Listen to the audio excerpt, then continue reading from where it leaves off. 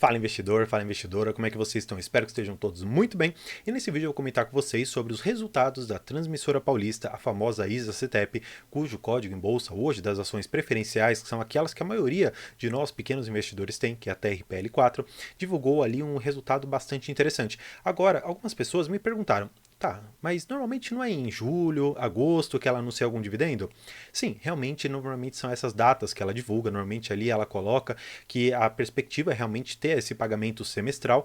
Agora, você precisa saber por que ela não vai anunciar e, claro, a regra é extremamente objetiva de quando ela irá pagar. E eu vou mostrar no final desse vídeo o porquê que ela não vai pagar e se ela conseguir reduzir alguns indicadores, nós teremos dividendos lá na frente muito grandes e isso vai representar para nós, acionistas, que tivermos paciência com a empresa e aguardarmos todo esse período de maturação dos investimentos, lá na frente serão dividendos muito altos. Então, vamos para o vídeo.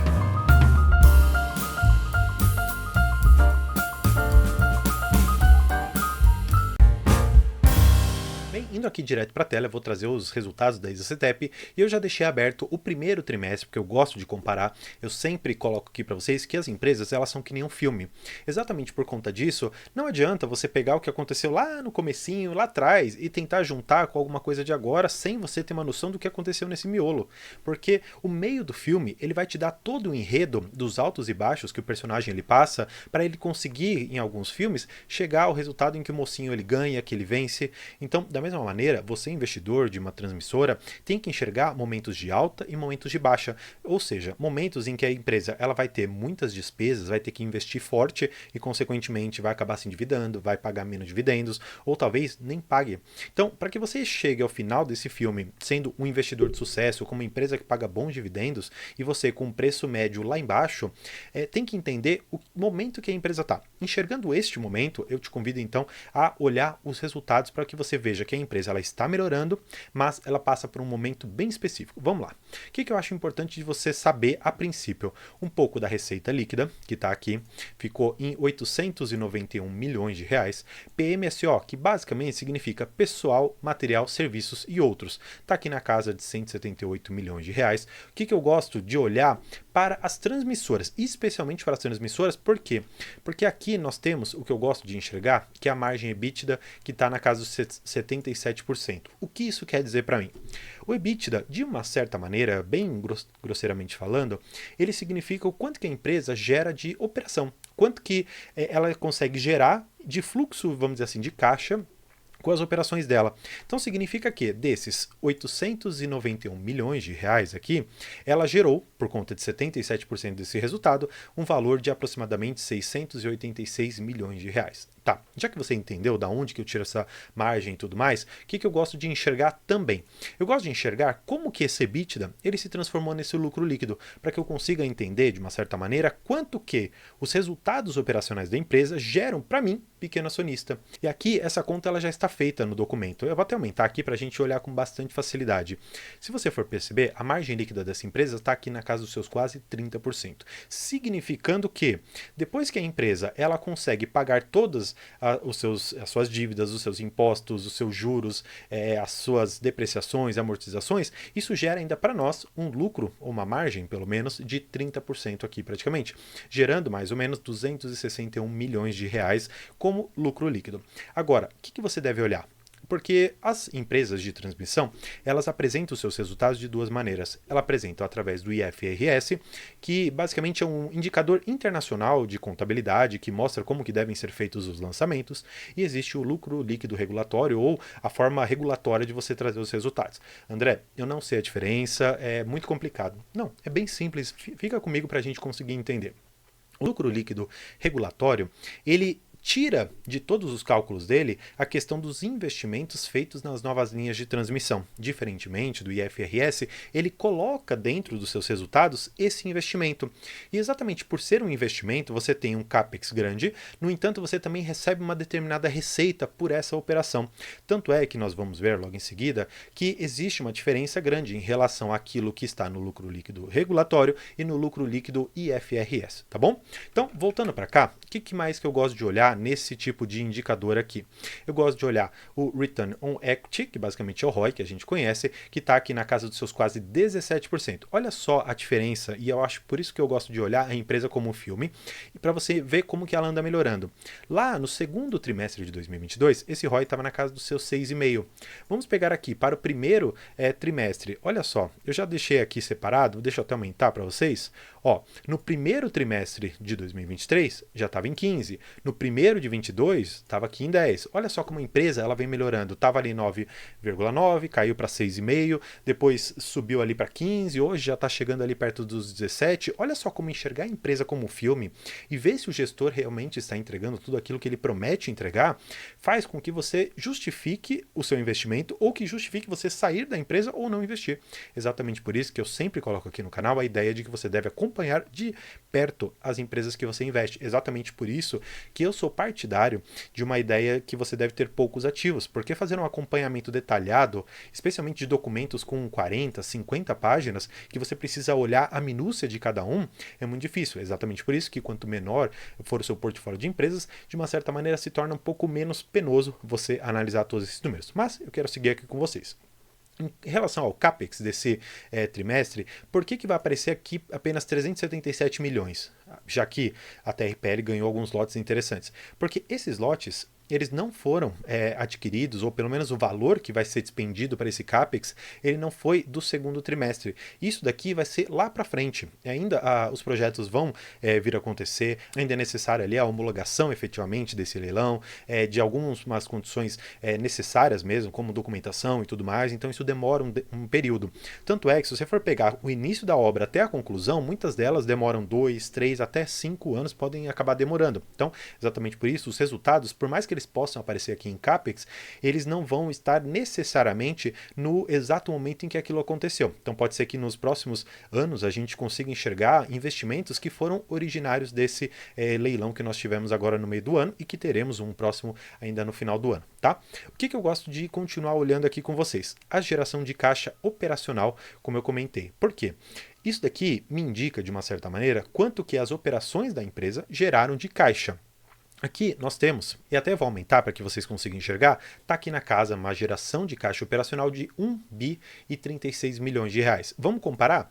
Comparando com o primeiro trimestre, eles colocaram aqui que eles tiveram uma geração de caixa operacional de 500 milhões de reais, para ficar mais fácil da gente fazer a conta. De 500 milhões de reais para 1 bi, você consegue enxergar de uma forma muito clara que ela dobrou a geração de caixa operacional. Isso é ótimo para a gente, porque quer dizer que as operações dela estão gerando um caixa muito bom para a empresa. E se a empresa tem caixa e ela não precisa fazer um investimento ou não precisa pagar uma dívida no curto prazo, o que isso significa? Dividendo para nós pequenos acionistas de TRPL. Seguindo aqui nos resultados, eu quero olhar algumas outras coisas. Mais uma vez, o arremate de 2 lotes no leilão que aconteceu agora, tá bom? Vocês vão ver aqui os investimentos, tem a questão da RAP, só para que vocês tenham uma noção. Olha só como o setor de transmissão ele é legal. Se você pegar esses 226 milhões e 300 mil reais, multiplicar aqui por 30 anos, você teria mais ou menos uns 6 bi e 800 aqui que você receberia.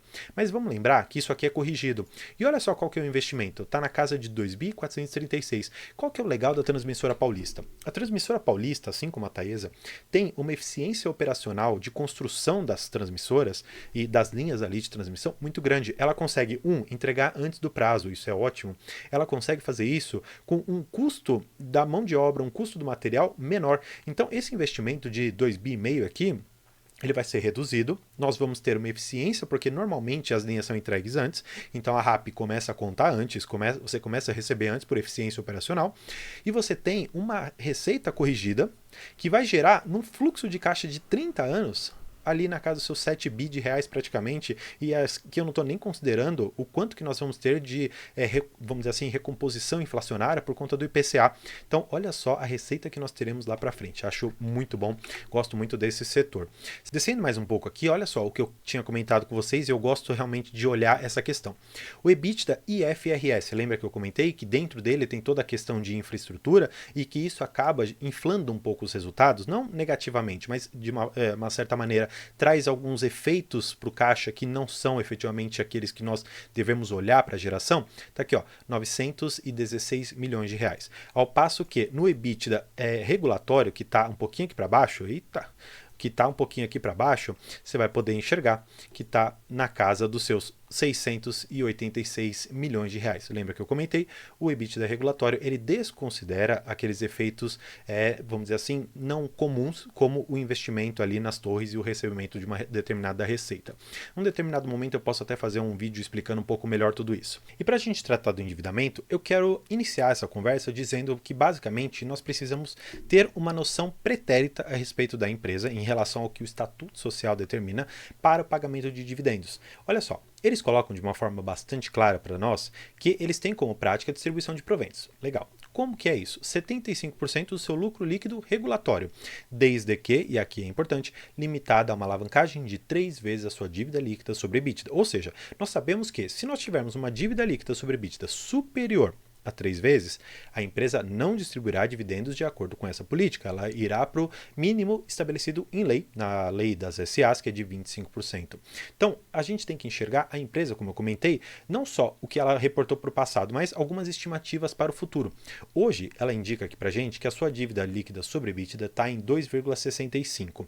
Agora, o que eu acho interessante de você olhar e, primeiro, saber também como calcular.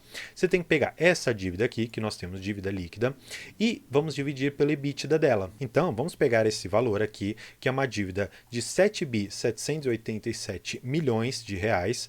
Aqui, vamos deixar tudo certinho. E vamos pegar agora o EBITDA, que está lá em cima. Vamos lá. Vamos pegar aqui o EBITDA de 686 milhões de reais. Vamos lá, então, dividir agora por 686,8. Então, isso daria basicamente aqui para gente uma alavancagem que você vai entender um pouco melhor de 11,3. Só que isso daqui você tem que fazer de forma anualizada e esse é o erro que muitas pessoas acabam cometendo e não conseguem identificar. Então vamos lá, a gente tem que pegar esse valor de 686,8 e multiplicar por 4, supondo que a empresa vai continuar com esse EBITDA lá para frente. Isso daria mais ou menos 2.747. Vamos pegar esses 2.747 e mais uma vez vamos lá para o endividamento para a gente poder fazer essa conta junto. Então vamos lá, vamos pegar 7.787 dividido, vamos aqui pegar o valor mais uma vez, por 2.747. 2.747. Isso daria uma dívida líquida sobre EBITDA de 2,83. Como que eu cheguei nessa conta e por que a minha conta ficou maior? Porque, de uma certa maneira, o EBITDA que eles estão considerando foi também ali do primeiro trimestre, que aí nós temos aqui o EBITDA de 739, que foi maior em relação àquilo que nós tivemos agora no segundo. Isso, de uma certa maneira, acaba gerando essa distorção. O que eu gosto de analisar? Como eu comentei, a empresa como um filme, basicamente aqui o quanto que ela está gerando. Se ela está me mostrando que nesse trimestre ela me gerou um pouquinho menos, eu tento projetar o pior cenário para frente. Projetando esse pior cenário para frente, eu consigo ver que os dispêndios ali para a questão das novas licenças que ela conseguiu, para as novas linhas que ela vai ter que colocar em operação, muito provavelmente essa dívida aqui vai esticar um pouco. Exatamente por isso, eles estão segurando um pouquinho o valor, não só por conta do que ele vai ter que fazer para frente, mas também porque existe a possibilidade, nos leilões aqui no final desse ano, ela participar, ganhar e algumas linhas ela precisar colocar em operação o mais rápido possível. E até dependendo da sinergia que existe entre algumas outras empresas ou até mesmo com as linhas da própria Transmissora Paulista, manter caixa e manter uma alavancagem de uma certa maneira saudável fazem com que hoje o investidor fique um pouco chateado por não receber dividendos. Mas eu, como não só investidor, mas como, vamos dizer assim, um membro da empresa, porque eu me considero realmente um membro da Transmissora Paulista por conta de ter ações, me considerar ali um sócio da empresa, olhando para o futuro, eu consigo ver uma empresa com uma alavancagem saudável, com projetos bons e com uma geração de caixa muito boa. Exatamente sobre a geração de caixa, eu quero trazer vocês para a parte final desse vídeo de mais ou menos o quanto que a empresa ela pode gerar para nós em relação a dividendos. Para isso, eu vou trazer vocês para essa parte inicial aqui, em que eles trazem para a gente um pouco do lucro da empresa. E como eu comentei, eles têm como prática aqui 75% do lucro líquido regulatório. Para isso, a gente precisa entrar aqui e pesquisar pelo lucro líquido regulatório. Pegando aqui nesse indicador do lucro líquido regulatório, aqui ó, índice regulatório, tá bom? Vamos em lucro líquido. Como que eu vou fazer essa conta aqui com vocês? Bem, se eles pagam 75% desse valor, eu preciso, ao mínimo, estabelecer isso aqui anualmente. Então, vamos pegar aqui os resultados que nós temos até então. Vamos pegar aqui do primeiro TRI para a gente ter essa noção. Vamos ver aqui onde está a parte do lucro líquido. Está aqui, ó, 306. Então, vamos fazer aqui a soma. Vamos pegar 306 milhões mais 261 e vamos estimar agora uma média. Então, nem 260, nem 300. Vamos pegar mais ou menos que 280. Vou fazer isso aqui já por 2 para ficar mais fácil. Então, outros 560 milhões de reais. Se eles pagam 75% disso, significa que a gente tem que fazer esta operação. Então, nós teremos aqui 845 milhões. Para que a gente tenha mais ou menos uma noção, aqui no próprio site da empresa, você consegue ver aqui neste canto quanto que ela pagou? Ó, aqui ela pagou 700 milhões de reais e isso gerou para nós um valor de mais ou menos R$ 1,06. Claro, a gente tem que descontar a questão do JCP, então tem menos 15%. Olhando, portanto, que nós teremos algo próximo aqui aos 845 milhões como lucro líquido regulatório, o nosso dividendo não será muito distante aqui desse R$ 1 e pouquinho. Eu acredito que R$ 1,20, R$ 1,30 são possíveis, claro, descontando ainda os 15%, a gente teria o nosso valor final.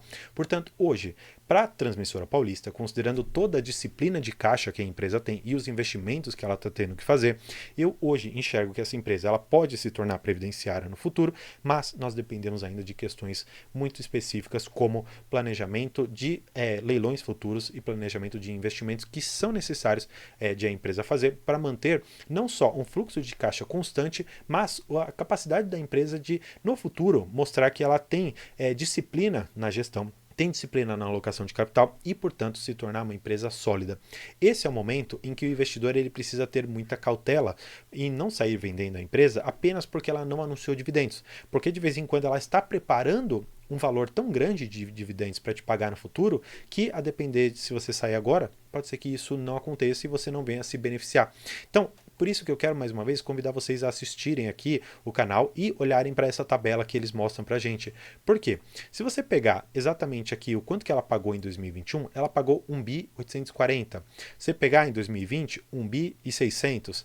Puxando mais para trás ali, ó, em 2019, ela pagou quase 1 bi, que daria mais ou menos esse R$ 1,51, você consegue enxergar de uma certa maneira que a empresa, no geral, ela sempre paga alguma coisa para a gente?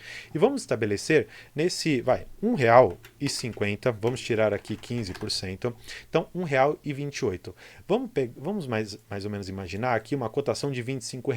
Isso daria para alguns investidores um dividendo muito pequeno, na casa de 5,13. Agora, o que você tem que enxergar? E aqui, mais uma vez, eu repito para você. 2019, a empresa é a mesma de que 2023? Quantos leilões que ela não ganhou? Quantos projetos serão postos em operação? E quanto de RAP nós vamos ter no final das contas? E é aqui que eu faço a provocação. Será que olhar para o dividendo anterior e fazer uma conta talvez com base num preço teto ali do AGF dos 6%, será que isso é justificável para uma empresa que vem crescendo tanto? Portanto, faço aqui a provocação e deixo claro mais uma vez a minha posição particular de que a Transmissora Paulista é hoje, a meu ver, uma das melhores empresas de transmissão que nós temos na Bolsa, mas isso, claro, não é uma recomendação de compra, muito menos de venda. Eu quero apenas trazer uma crítica a respeito de algumas formas de precificar empresas e trazer uma certa claridade, trazer uma certa evidência para formas mais justas de você colocar um preço numa empresa. Então, olhando hoje para a Transmissora Paulista, eu enxergo que há muito valor a ser destravado e, claro, se você discordar, pode deixar aqui nos comentários, eu sou extremamente aberto para comentar e discutir com vocês a respeito de empresas, porque eu acho que a discussão ela traz mais luz para toda a nossa forma de investir e, claro, se em um determinado momento eu conseguir enxergar uma situação diferente, eu posso ou aumentar minha posição ou reduzir a minha posição, que já é pública aqui no canal da Transmissora Paulista. Então, espero que tenha gostado. Peço mais uma vez para se inscrever aqui no canal e, claro, no link aqui da descrição você pode ser direcionado para o nosso grupo do WhatsApp, no qual nós já somos mais de 50 pessoas conversando todos os dias sobre investimentos na Bolsa de Valores. Então, espero que tenha gostado. Por hoje é isso e tchau!